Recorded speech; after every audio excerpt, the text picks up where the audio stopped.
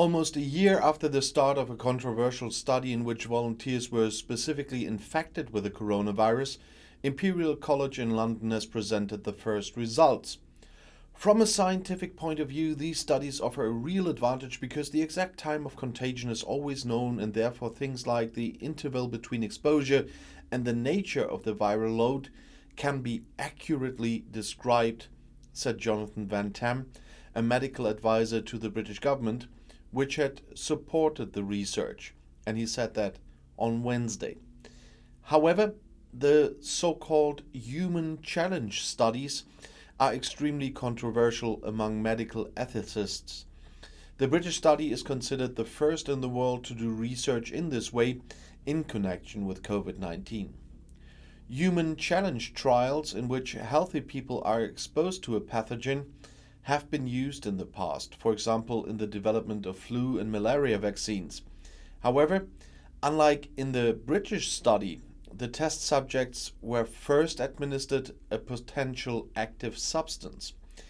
According to the first results of Imperial College London, which were published this week as a preprint study that has not yet been peer-reviewed, the incubation phase of the coronavirus is said to be shorter than previously assumed. On average, symptoms appeared in the test subjects just 2 days after infection. However, the results relate neither to Omicron nor to Delta, but to previously widespread variants of the virus.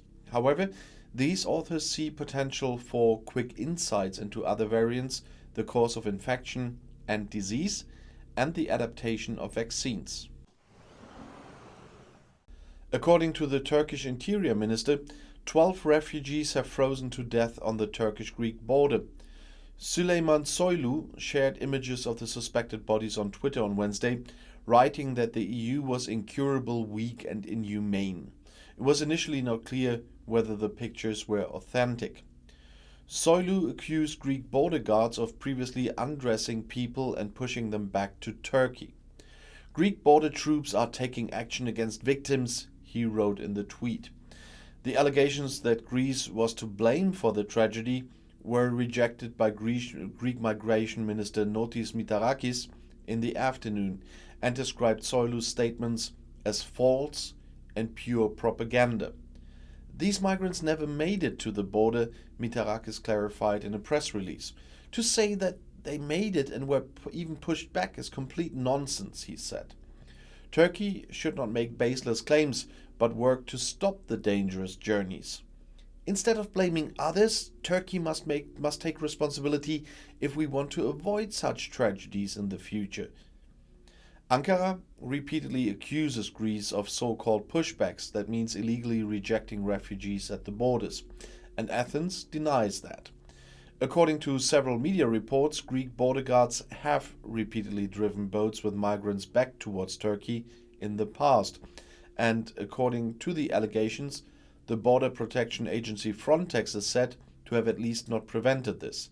These allegations are still being investigated. Britain's Tory Home Secretary Priti Patel has dismissed French President Emmanuel Macron's accusation that her country was responsible for the migrant boat accidents in the English Channel. Macron's allegations are false. They are completely wrong. That has to be said very clearly, emphasized the politician on Wednesday, according to the Daily Mail in the British House of Commons Home Affairs Committee. I would also like to say that the entire French government, both the Interior Minister and President Macron himself, is well aware of the extraordinary good work of our ambassador in Paris, who is exploring with their collaborators ways to work together with France and like-minded partners in Europe to take action against dangerous border crossings and illegal migration. So these comments are just reprehensible. Speaking to the French newspaper Voix du Nord on Tuesday, Macron announced that he would increase pressure on the British government to open legal migration routes to the UK. Responsibility for the refugees who died at sea does not lie with France, but with the British refusal to allow legal migration, affirmed the French head of state.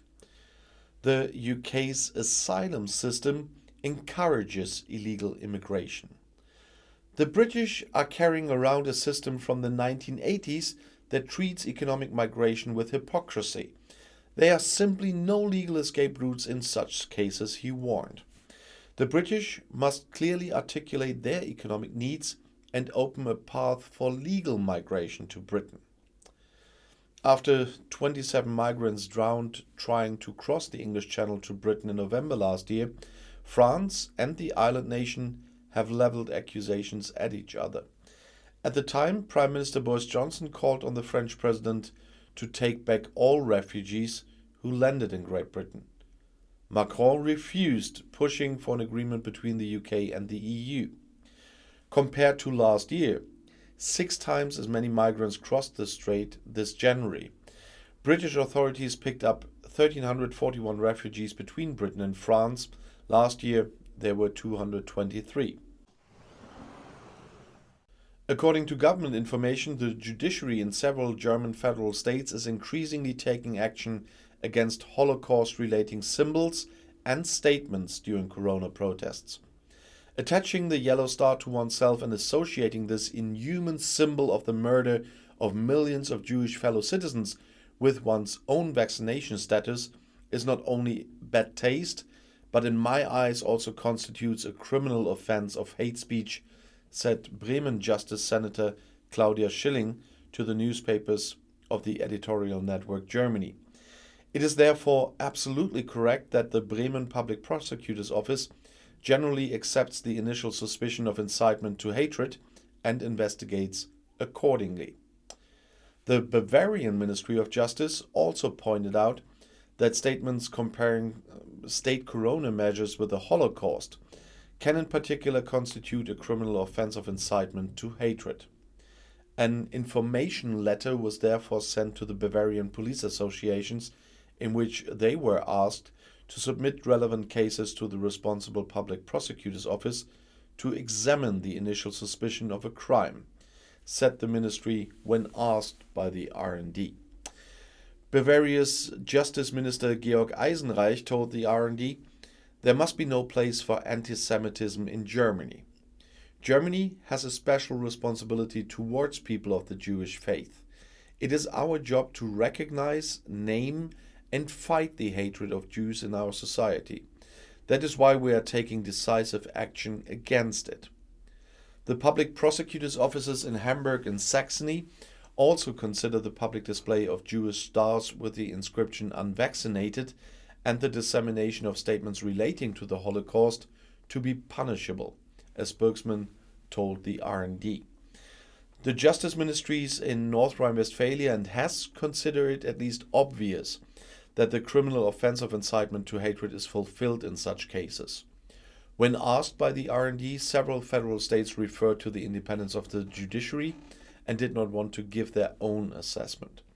And I'll see you in my next video. Bis gleich.